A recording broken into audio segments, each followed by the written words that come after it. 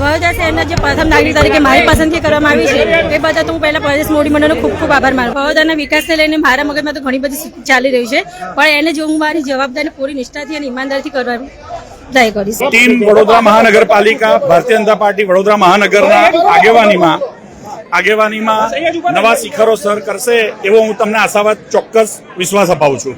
આજે વડોદરા મહાનગરપાલિકાના આવનારા 2.5 વર્ષ માટેના હોદ્દેદારોની વરણી કરવામાં આવી છે. પ્રદેશ મોદી મંડળ તરફથી જે મેન્ડેટ આપવામાં આવ્યો હતો એ પ્રમાણે મેયરશ્રી તરીકે શ્રીમતી ગીતાબેન મકવાણાનું નામ જાહેર થયું છે.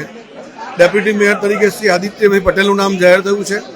સ્ટેન્ડિંગ કમિટી ચેરમેન તરીકે શ્રીમતી વર્ષાબેન વ્યાસનું નામ જાહેર થયું છે.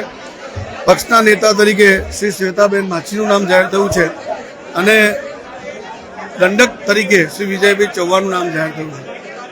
આવનારા સમય માટે હું આ 5 હોદ્દેદારશ્રીઓને અને 12 સ્ટેન્ડિંગના સભ્યોને ખૂબ ખૂબ અભિનંદન અને શુભકામનાઓ પાઠવું. મહિલા પ્રતિનિધિ તરીકે જ્યારે પ્રથમ વખત હું ઇલેક્શન લડી, પ્રથમ વખત કાઉન્સિલર બની અને જ્યારે મોટી જવાબદારી આપી છે ત્યારે પાર્ટીએ મારી પર આટલો મોટો વિશ્વાસ રાખ્યો છે.